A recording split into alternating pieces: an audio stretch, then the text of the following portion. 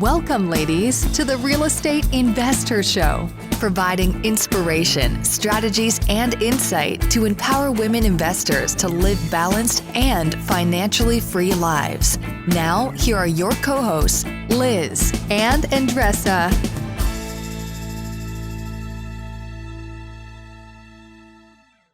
So in today's episode, ladies, we have Vanessa Peters. She is an MD and founder of VMD Investing, and she's been investing for over 12 years. Very impressive story and journey that you're going to absolutely love. I think what was one of the most helpful things we talked about was that we talked a lot about the importance of diversification. There's a lot of different schools of thought on that very word, whether to diversify, whether not to do it. And she gives such a great visual and metaphor about how to do it and how to do it in a way that you are managing your funds. You are building wealth for your family. And she comes from that perspective. And I think it's such a helpful lesson for women to hear. And Vanessa, she has been investing in more than 22 different syndications. So she has a lot on her belt. And for you that are listening right now and just getting started in syndication, that might sound daunting, right? But we broke it down. What is the recipe? How do you get started? And everything gets started with awareness of what really makes you happy. And then you see what you're bringing to the table and pivot. You do your due diligence and you really match what you're looking for, what you're bringing to the table, what is available to you, to the exit strategy. So this is a very, very cool conversation. If you have a full-time job or looking to invest in syndication, this is the episode for you. Enjoy. Hey everyone, this is Liz. And this is Andressa. We are so excited to announce that our virtual summit is coming up on June 12th. Woo! This is our second annual virtual summit, and it's more than a summit. This is going to be an absolute experience to be part of, because we are not just going to be, planning speakers, amazing speakers, by the way, but we're going to be doing so much more than that. I want to really highlight that we're focused on 3 pillars, giving you content and information around real estate investing, around business, and around mindset and self-care, our 3 pillars of what we do in the investor organization. Not only do we have an amazing speaker lineup that's covering topics from lead generation, social media, raising money, creative financing, but we actually also have tons of bonus material of people of amazing women talking about strategies around land flipping and Airbnb in a box and much, much more. Exactly. And as Liz said, this is going to be an experience, and we're going to have a pre-event for you guys to enjoy each other, accountability groups, live mastermind, and networking. So we've thought about everything that you need, and we are putting everything in one day. So share with other women. Please share with other women that might benefit from being part of our community and part of this event. So all the information is going to be below. I will see you soon. Welcome back, ladies. This is Liz. And this is Andressa. Welcome back to the Real Estate Investor Show, where we are on a mission, a passion, and lifeblood of us, so to speak, to what? Empower women to live a financially free and balanced life. And whatever, as Andressa always says, right? Balance. That's right. Whatever balance means to you. Because it looks really different every day as women, as investors trying to just deal with a lot of different plates, right? So thanks again for being back with us. We have an amazing guest, as we do. We love to get into women's lives and stories and paths and journeys, because it is a journey. And today we have Vanessa Peters on with us. We're going to get into her story here in a moment, but welcome, Vanessa, to our show. Thank you. I'm super excited to be here. Yeah, we're really excited to get into her. You read her bio and I don't know how she has time literally to do anything, right? It's one of those people who are like, what? Does she have four lives? But anyway, we're going to get into her in a moment. As we always like to do, right, Andressa, we like to get connected to all of you amazing women that are here on this journey with us, because we want to share one quick tip, something that's coming up for us that would be helpful to you, hopefully. So it's my turn, right, Andressa? It is. What you have. I got. So I'm listening, not like Andressa listens to 4 books at one time. I don't listen to 4 books at one time. I typically just focus on one, right? I'm like, I'm reading this book. I'm like, aren't you reading 4 books or listening to 4 books? How many are you listening to now, Andressa? 4. Yeah. I just that's totally my made max. that up. No, right now That's your it's max? 4, but that's my max. I can't deal with that because it's different subjects. Sometimes Okay. I have like like flavor and ice cream flavor. Today I want this flavor. The That's other a good day I want point. this All right. flavor. Well, you're That's still it. very impressive that you're doing that. So the one book I'm focused on right now is, it's actually called Mindset. And I want to make sure I have her name, Carol Dweck. I actually heard about this from Mel Robbins, and anyone who loves Mel Robbins, she suggested her. So I'm like, all right, if Mel Robbins is recommending her, I definitely want to check it out. But it really talks about the fixed mindset and the growth mindset. And I'm literally just gotten into it. I'm in chapter 2. But for folks like all of us and the women listening are interested in growing, right? But it's very interesting because the fixed mindset, like if you told a child, you're smart. So when you're not smart, you're not going to achieve, versus the growth mindset being all about learning and growth. So I was like, that's like, oh, I know that, or yeah, totally. But I find myself now saying things differently to my kids. So, my son was like, did something really well. And I was about to say, you did such a smart thing. I was about to use the word smart.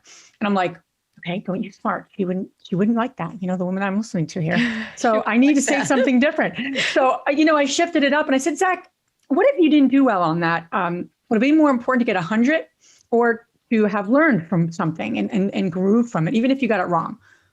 Learn from it, Mom.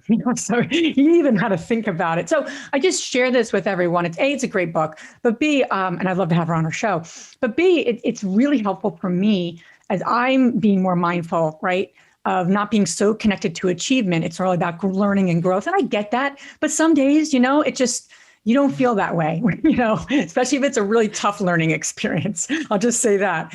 So I'm getting a lot from it. And I think I need to keep mindfulness of my kids, because the word smart comes out of my mouth a lot.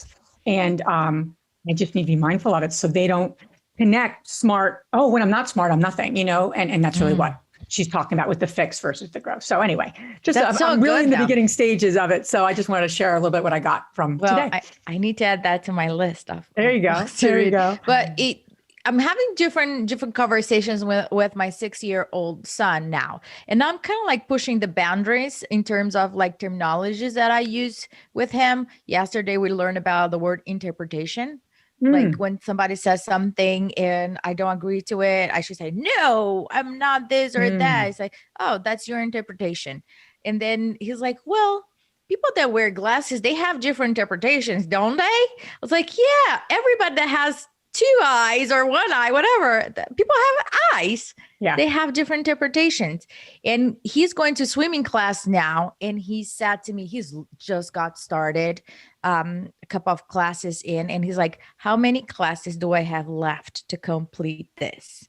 And I was like, it's not about completing a number of classes. We're practicing every day and we're going to learn something every day until you learn how to swim. He's like, oh, so it's not like 10 classes, like 10 fingers. Everything is like 10 fingers. It's like, no, it's about practicing, right? We're going to practice every day. And that's what it's all about. Practicing and getting different lessons. And you are in competition with yourself, not with anybody else. Am I better than what I was yesterday? Yes, no, maybe. So that's what I am sharing with him. And he's getting more and more. So I feel like, okay, you're like, okay, he's getting it. I won today. Yeah, but you need to keep reiterating it, right? Constantly. So take that into our world, right? With the little ones. And it's important to learn these things ourselves, but it's how do we translate this right to our family? That's what it's all about, wealth building and all the stuff we're doing. Absolutely. So without further ado, let's get to Vanessa. Thank you again for being on our show. We so appreciate your time, appreciate you sharing your knowledge with us and our community. So we always like to kind of kick things off with our guests and ask them what propelled you, what inspired you to begin investing? Oh, absolutely. Well, I had kind of a protracted investing experience, kind of a long gap in between. I had always purchased my own place, so I'd had a couple of those under my belt. But in 2008, the market had obviously just, crashed. And a realtor friend of mine suggested that I use some of my extra cash to purchase a home. And it was a short sale. And so I did up in Riverside County. I'm in San Diego County, so it's just north of here, about half hour. I bought this really nice house, short sale. And, I was like, okay, well, I put 40 grand into it. And that was a ton of money for me at the time. And I noticed that the value kept going down because I bought kind of really early in 2009. And so I was a little scared. I wished I had kept reading and learned a little bit more. Then I would have started snapping up a few more houses during that downturn, but I didn't know. And, I didn't make a ton of money at that time. And so I just sort of set it and forget it. I got some great tenants in there. They've been in there for 12 years now, I think. And I just got busy. I got married. I had a child. I was focusing on my career, and I wasn't thinking about real estate investing.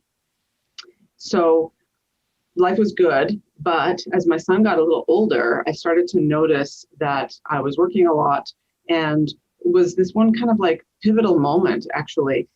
We were vacationing in Minnesota to visit some family. And the boys, I have one boy, and he has a brother, a half brother, and they were riding bikes, and the parents were we had rented these bikes. We were on this shady green path around a lake in Minnesota. If you know Minnesota, there's like a zillion lakes, right? And I'm in Southern California where we don't have that. So it was this kind of like idyllic environment. We were riding bikes, and they were kind of laughing up in front, and I love riding bikes, and I hadn't done it in years. And I just had this feeling, and I had to kind of go inside and be like, what is that? And I had done some, yoga, meditation, personal growth, but I kind of had to search for this feeling. And I was like, oh, that's contentment. That's like happiness.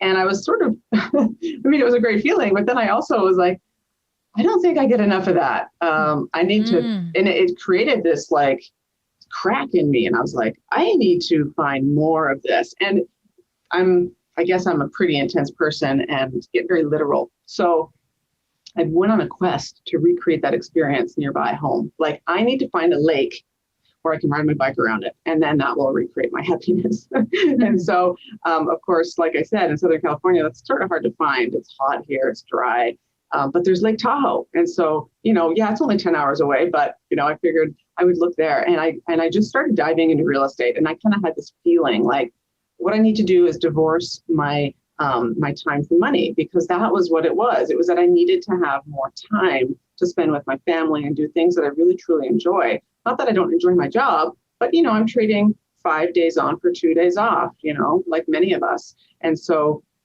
I knew that real estate was the way to get there. And I started looking in Lake Tahoe for an Airbnb that I could rent, and that would somehow, help me along, and I could go there and we could bike around the lake.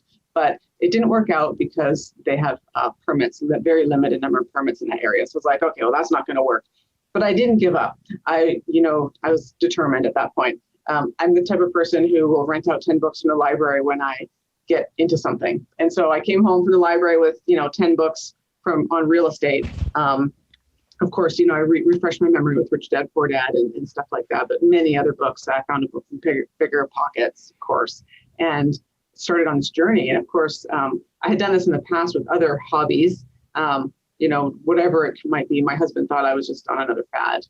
It could be fermenting food or the keto diet or, natural home cleaners, so I would go through these fads of things. And so this one really stuck though. And it was hard for me to find a way to invest in real estate though, because in an expensive market, being a very conservative person, wanting to learn how to get income, I thought that the only way to do it was to purchase a home like I already did. And so I got a realtor and I scoured the market. I drove all over the place looking for anything that would cash flow. Thank God for Bigger Pockets, because they had that rental calculator. Mm-hmm. And so I was here locally finding condos. I'm like, well, that one's only $275 or $300. Maybe that will work. And I'd plug all the numbers in. I'd be like, no, it doesn't work. Nothing cash flowed. Most things were a slight negative every month. My realtor was telling me, well, you're going to need to feed it. There'll be appreciation. And I was like, no, that's not what they say. No, that's not what they say on Bigger Pockets. I don't want to feed anything. I want cash flow, right? And so out of the bat. Right. And it's true that San Diego has some massive appreciation, but I just had to keep looking. And so I started going to meetups. I started meeting other investors in Southern California, and I learned a lot. But the people that I met were different than me. They were kind of earlier in their careers, trying to start businesses, and they didn't have cash. They had time, and I'm the opposite. I have money, but no time. And some folks were doing out-of-state investing in single-family homes, like a turnkey investing.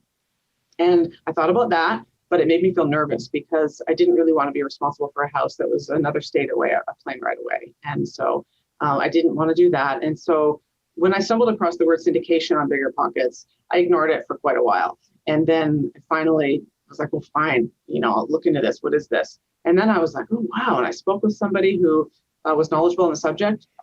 He advised me how it worked, what the returns were. I tried to find information online, but it was really hard at that time to find anything. This was about 5 years ago.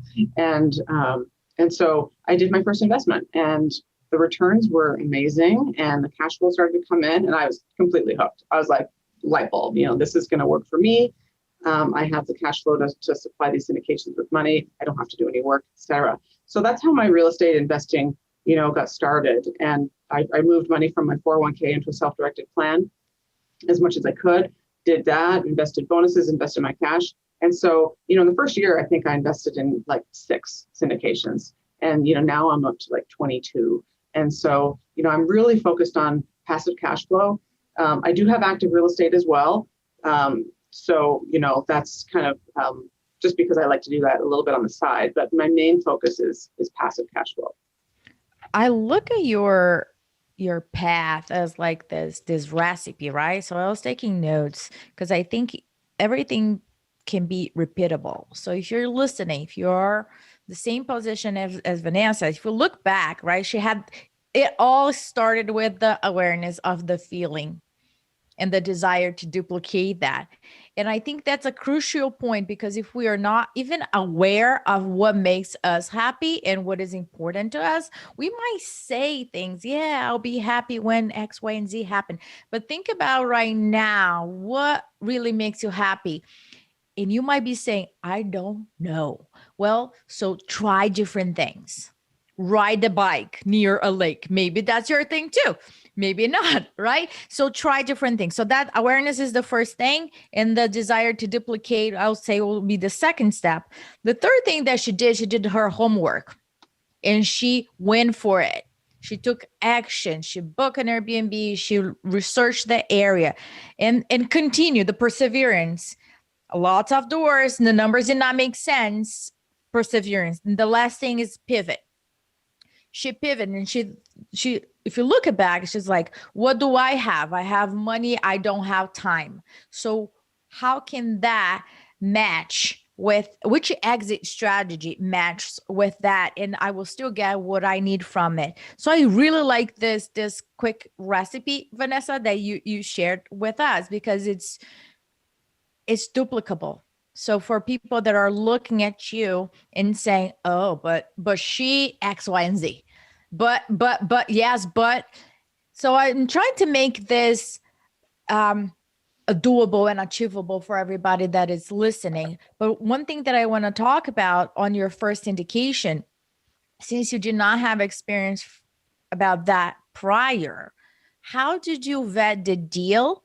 That's my number one question. And number two, how did you vet the sponsor? Yeah, great question. Because when I learned the returns, I think that deal was 8% preferred return and a 2x over 5 to 7 years in Dallas Fort Worth. My first reaction was, this has got to be a scam, because those numbers are really good. And that's not even possible. So I, did my homework on them. I flew to Dallas. I met the sponsor and the property manager. I walked the property, and I got a gut check on the folks. I had lunch with them. It was just because I don't want to throw away 50 grand, obviously, and have someone run away with my money. So that was what I did. I also did a background criminal check on them, and it was my first time. I don't always do that, but now that I know more people, it's different. But the first time, you're scared, and you're meeting these people for the first time. And I did it all by myself.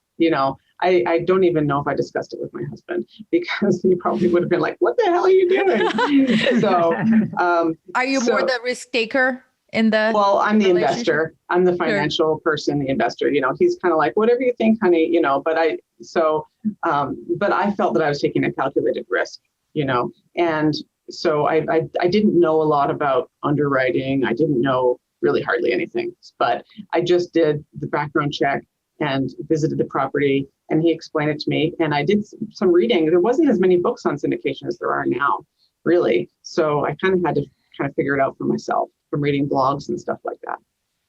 That's great. Love that. The fact that you've invested in 22 syndications, it's a lot of syndications. I was just like counting up how many we've actually run and we're about to get into. So that's a lot. So how many syndicators does that make up? I'm curious, because then I have a follow-up question. Yeah. So I work primarily with about four operators. Okay.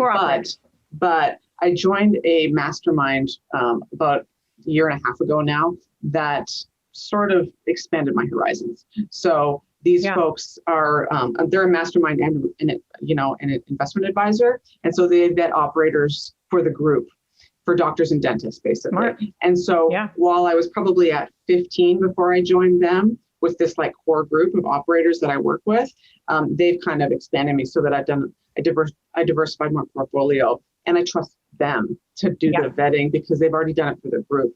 And so that's the only reason I'm more probably at like 10 different operators now. Yeah, that's great. So, in working with that many operators, and for the women listening that may have done a few syndications, they may have not done 22.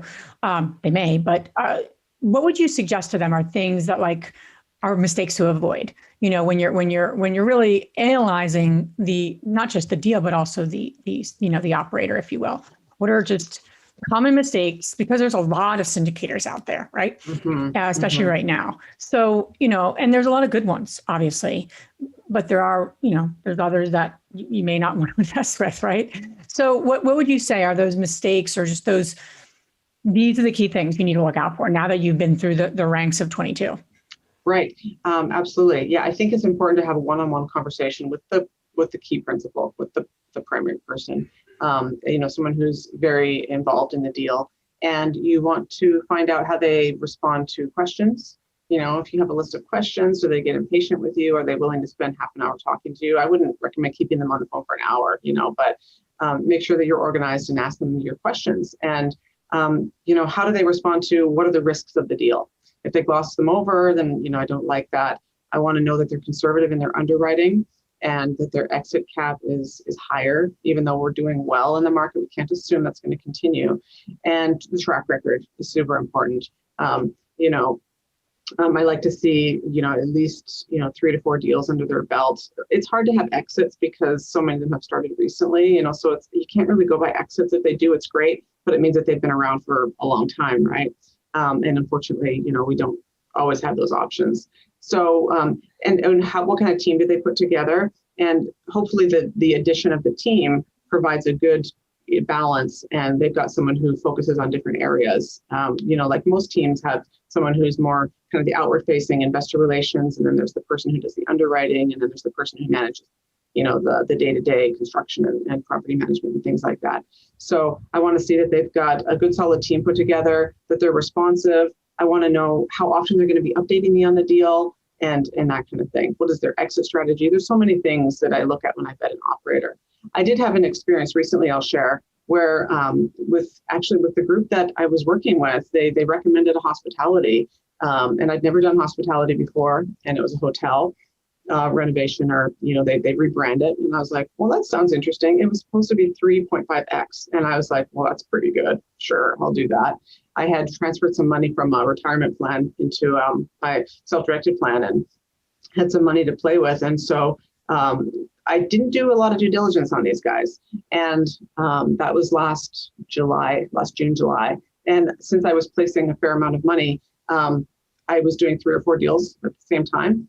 And so I would caution against that, just be careful. Yes, you have some money burning a hole in your pocket and you want to get it all invested, but I have 2 things to comment on about that. But the first is that I didn't follow up, and I don't recall talking to the key principal. And now it's May of the following year, and the deal has not closed. And I didn't know that the deal hadn't closed until about a month ago because I forgot about that deal. I had too many in my pocket and too many going on. And we had these group calls every couple of weeks, and I missed them because I'm working most of the time. And finally, they had a special call just for the investors, and I hopped on, and he's like, yeah, we ran into a problem with COVID and permits and blah, blah, blah. And I was like, oh my God, you haven't closed yet? My 100 grand has been sitting there doing nothing for like 10 months, and I didn't know.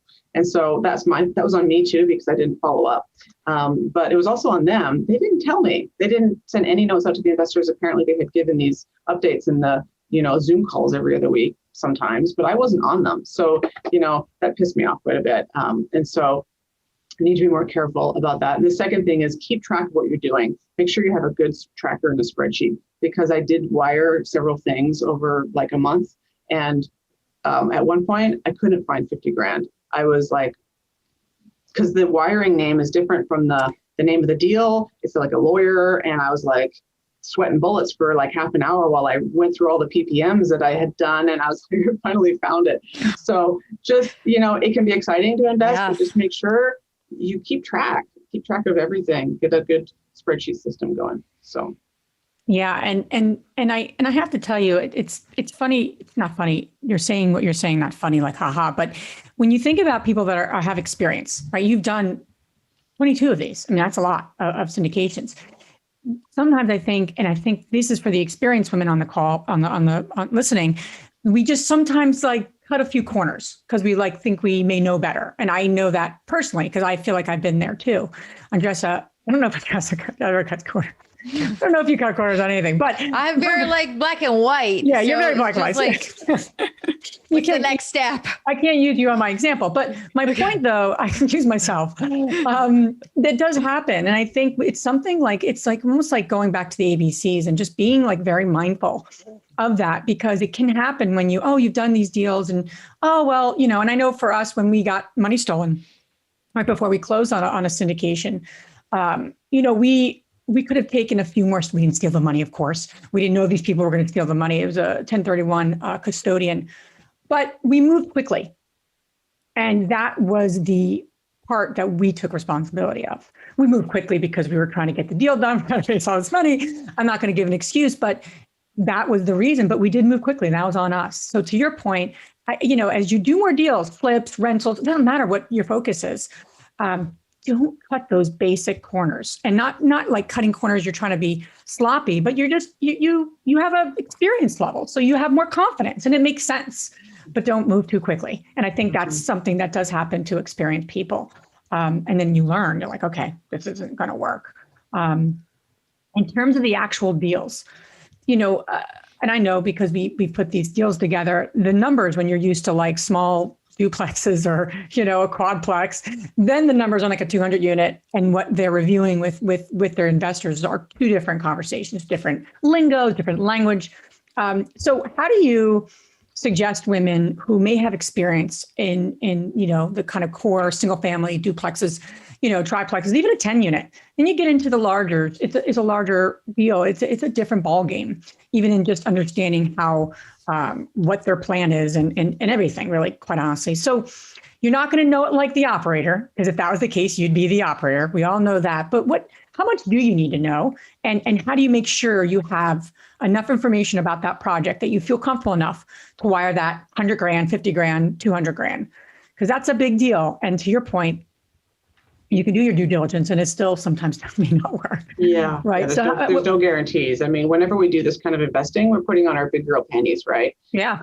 It doesn't matter who recommended the deal or who you trust. In the end, it's your money and it's your responsibility. So I do recommend, being aware of how syndication works, so doing some reading is important.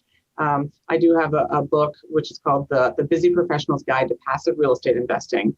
And it's a primer on syndication, and it's quick. You can read it in probably 3 to 4 hours. So just so you understand the lingo, so you understand how it works, so you understand what NOI is and cap rate and all those types of things that you're going to hear on the webinar, for example. And also make sure that you read through the PPM, not just the glossy investment summary. And if you don't understand something in there, then ask, because that's where you might run into trouble. Like, what do those fees mean? And when will I get my capital? And how long is my money locked up? And, things like that, because the bigger the deal gets, the the more pages in the PPM and the harder it can be to understand. Joe Fairless has a great book on apartment syndication, a big red book. It really goes into more detail than most passive investors would need, most limited partners. But I found it very helpful, even though I'm not going to necessarily be doing what he talks about in there. I found it really helped me to understand the pro formas and the T12 and the income and financials. Yeah. And as a passive investor, you really do need to think like the active investor. You need to know those things. It's like, me and my husband managing properties for many years and then hiring a third party. Well, we were in a position to now, okay, what's your vacancy rate? What do you do when this happens? Like we knew the questions to ask because we lived it, right? So to your point, learning on that, like the doing side from that perspective is so helpful because then you don't necessarily have to do the doing, but you need to know the questions to ask, and how to manage that. I love what you're doing now. You're doing land entitlement. Can I ask a quick question before we go to that? Sorry. I just have a quick question. Usually you put your finger up and you make sure you tell me that you have questions here, my dear. Sorry about that. I can't completely read your mind. Sorry, I just need to go to one quick question before we go that. Vanessa, I think that we talked about like what are the due diligence and questions you got to ask prior of the deal. Let's go a little bit further. The deal closed and now things are moving along. As an investor on the ongoing stage, what, in your opinion, what makes a syndicator like a great syndicator, or what's working in terms of communication? What would you like to see more, or what are things that did not work at all? Because I think it's important for syndicators that are listening and for other folks that are investing to have a clear idea about what to expect after the deal close. So talk about what has been working for you in terms of best practices. Yeah, absolutely. I love to see good communication.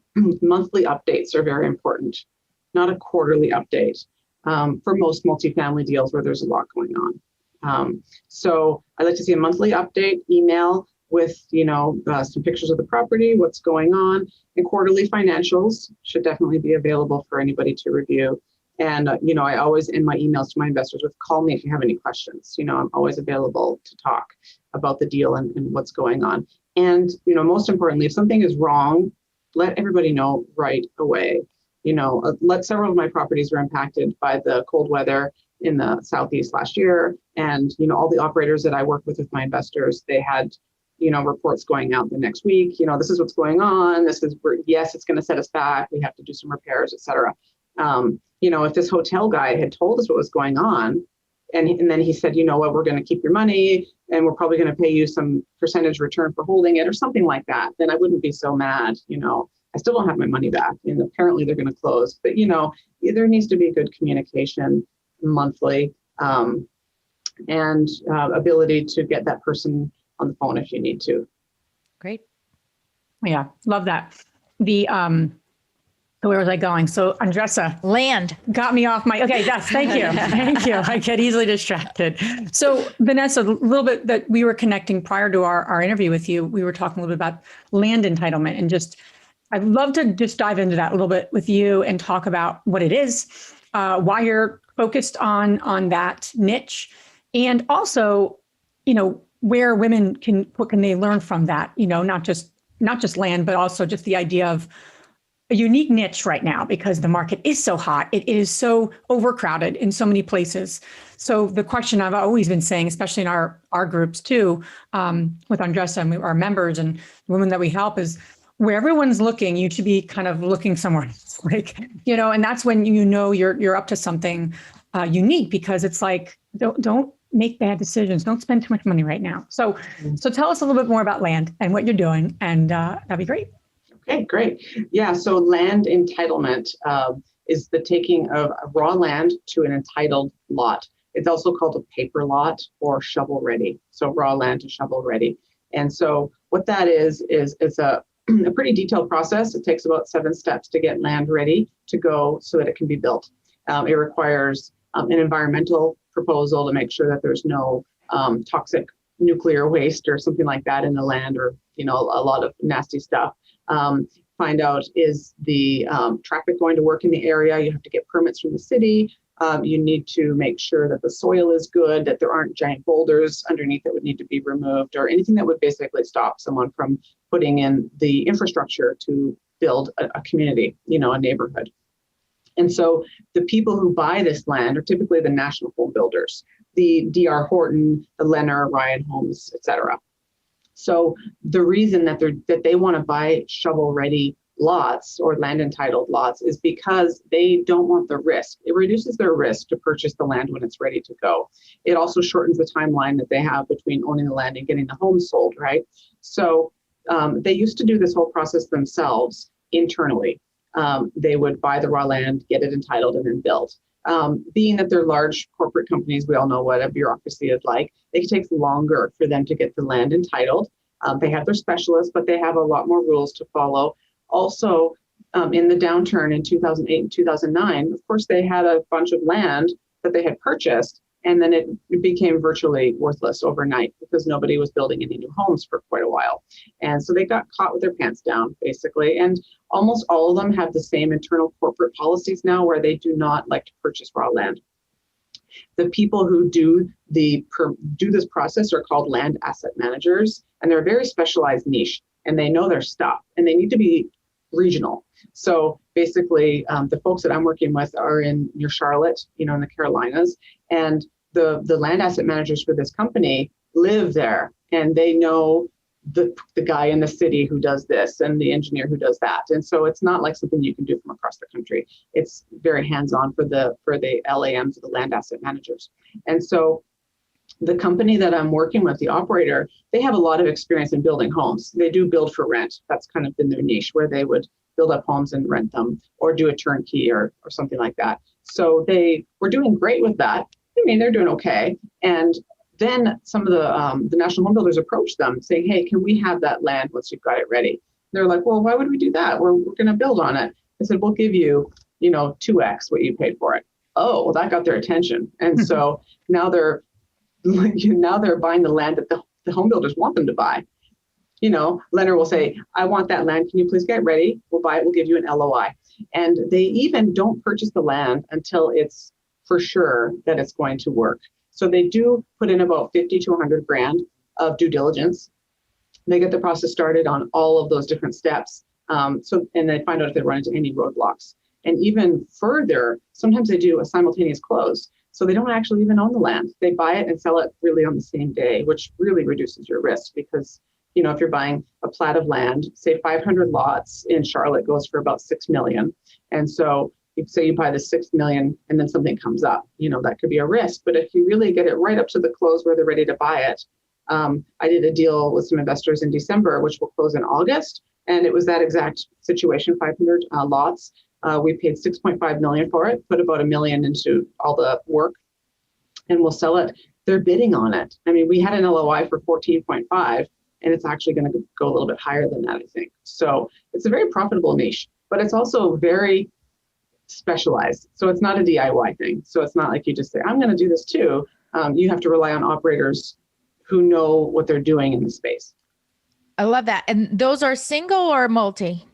These are single family homes in the affordable home space. So Wonderful. As we all know, houses are like flying off the shelves right now. We are several million homes in the hole nationally we need to build. And of course, we know inventory is low everywhere. And, there aren't a lot of foreclosures on the market due to, moratoriums and such. And I'm sure that will change. But it's going to take 3 to 5 years, I think, before the inventory is going to meet demand. It's fascinating because from both sides is a win-win, right? For the person who is doing that, the entire process, they can get 2x or even more. And for the builder, can start building next day. We had a scenario where we built 3 houses next to each other. It was shovel ready. And we closed, I think it was on a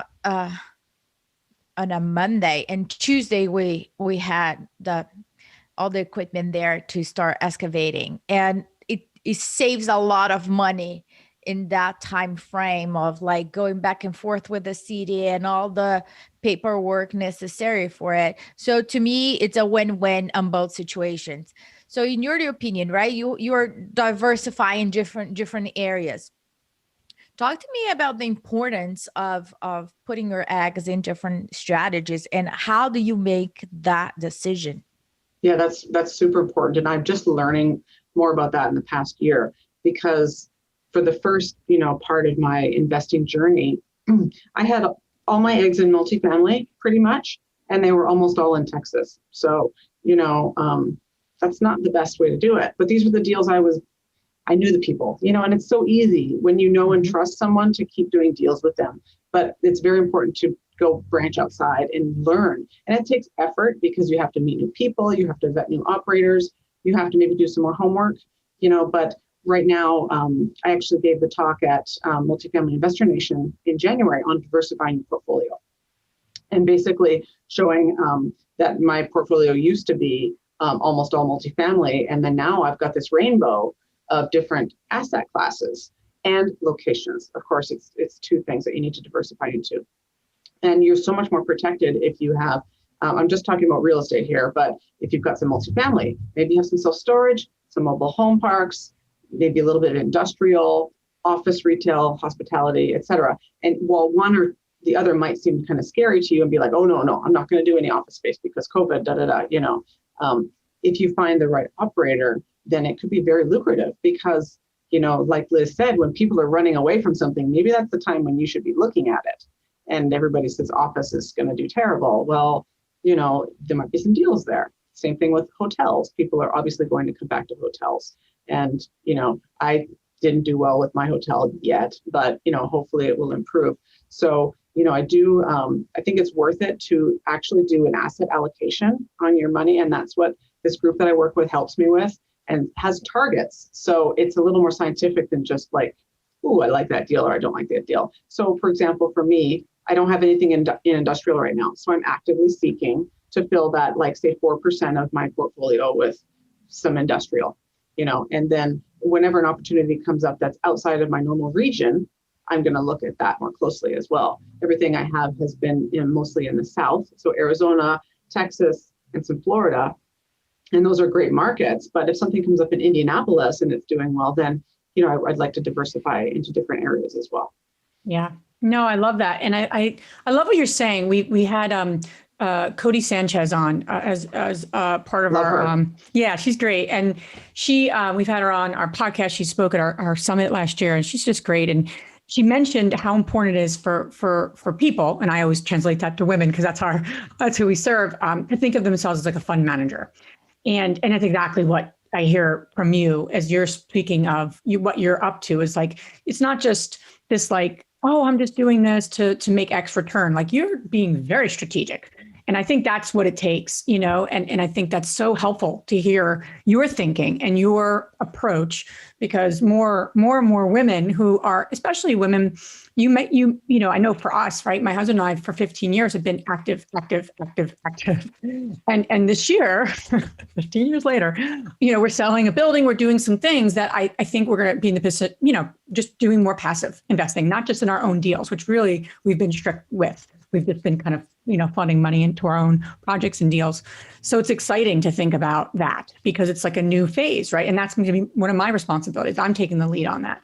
And now you have a hat on that's like, okay, it's not just what's the best deal. This is like, you're a fund manager. You're looking at hedging your risk and mitigating your risk. And how do you vet the deal? How do you vet the operator, especially for a niche that we don't know? We know multifamily. Now I love self-storage. I always have, and I haven't done anything there. Or we haven't done anything there, but hey, what do I need to learn? Right. And it's like this whole thing that I think people, especially women, are fluttering kind of like, I want to do something new. I want to manage my fund, my funds and really build wealth. I don't want to make mistakes. And, because I have in the past, and it's just moving through that. How do you move through that? I mean, you're moving through that, by doing as many deals you're doing, and you have this rainbow approach, which I love. How do your mindset, how do you then move through that and say, no, I can do this? Or are you just someone who's always been really confident in new areas. I mean, what do you tell yourself? How do you set yourself up for success, especially when it comes to this, new niche like you're doing? Well, yeah, I think it's important to do your research and learn as much as you can, but at some point you have to just act. And, and when you look at it scientifically, it makes it much easier. It's not emotional. It's like, okay, for example, I invested in precious metals last year, and I had always heard that was, gold does nothing but collect dust, doesn't collect interest. And why would you do that? And then I had kind of a snake oil salesman probably 15 years ago trying to get me to buy like a ton of silver and leverage everything I had, went to one of those seminars. And so it's not about all or nothing. Things aren't good or bad. They have their pros and cons. And so I have some currency now, just precious metals. I haven't gotten into Bitcoin yet, but it's only going to be 3 to 4% of my portfolio. And so for me, that is a scientific hedge against other things. And when I diversify my portfolio in a manner that is predetermined, then that is going to provide me wealth no matter what happens. That's the idea. And you can't get emotionally stuck on, well, I don't like that, or I don't, because it's more about just being smart and looking at what other people have done. And you don't have to love it. You don't have to do a ton of it, but it's about putting just a little bit. And therefore, if it does go south and say I'm completely wrong on something, I know that I'll be okay. And so that's a big part of it too. Absolutely. I love that. And you are mitigating your risk by doing that. And that's so important now, especially I think COVID taught us a lot of things, but that's certainly one thing that I think we got from it. Yeah. I personally got from it. Just, wow. Okay. So, things you are out of your control. How can you mitigate your risk? Things that you don't even anticipate could ever have happened. Exactly. Things you do not even anticipate ever happening, like what happened in Texas, right? That was never, no one ever thought, right? That folks would lose their heat and to be cold. And that's a whole concept that no one would have predicted. Vanessa, this has been awesome. I really appreciate you sharing all your great thoughts and suggestions. And I love that idea of just that you're totally taking the lead as the investor and the fund manager of your family. Love it. I just love that. It's so encouraging. So where can the women listening learn more about you and learn more about all the great things you're doing? Yeah, you can get in touch with me through either my website, which is vmdinvesting.com. Also, email is vanessa@vmdinvesting.com. Those are the easiest ways to reach out to me. And you have a free gift for our community. Is that right? Oh, yeah. On my website, you can click on the link, which gives you the first 3 chapters to my book. It's also available on Amazon. As you can see, it's not very big. So, it just takes a couple hours to get through. Awesome. And we're going to add all this information on our show notes. Now we're going to transition to our fabulous 3 questions. And the first one, Vanessa, is what's the most transformational book have you ever read? Well, I would have to say The Miracle Morning by Hal Elrod. That was one of the things that propelled me on my path to, I heard about him on Bigger Pockets, and then it led to this rabbit hole of going to personal development and joining masterminds and just expanding my network. So that really transformed my life. And The One Thing is another one, because I, like all of us, I get distracted by new ideas and shiny objects. And so focus on the one thing. And the second question is, what's the most powerful routine that you do to create a financially free and balanced life? Well, I do try to have mindfulness in my life. And that is a 10-minute morning meditation to a Spotify playlist that I really just helps me drop in really fast and make sure I start my day centered. I also need to get out in nature every day, do some walking, hopefully with my son, or ride bikes, get outside. And so that's how I balance and center myself. Great. And the last question is, which woman, famous or not, has inspired you the most? That would have to be my mom. So she went through some hard times. She didn't graduate high school, and we lost my dad when I was only 6 years old. And so she struggled a lot, but she has always maintained the most positive attitude. And she left an abusive stepfather when I was in high school, and I was kind of a brat, but she did it anyway. And she took us to a city and got us back on our feet. And she's always encouraged me no matter what. And she's been my biggest cheerleader and my best friend. That's remarkable. Yeah, it's amazing. Well, Vanessa, thank you so much for being with us, sharing your story, sharing your journey with our community. So we just appreciate you and appreciate all your time. Thank you so much. I had a great time with you guys. Thank you. If you enjoyed this podcast and want to receive updates on our next interviews, go to our website, therealestateinvestor.com. There, you can subscribe to our show, become part of our investor community, and get updates on upcoming episodes. If you like our show, please share it with other women who would benefit. And don't forget to leave us a rating on iTunes. We'd really appreciate it. And as always, we encourage you to take one action as a result of today's show and put it into motion so you can live both a financially free and balanced life. Thanks for spending time with us. Ciao.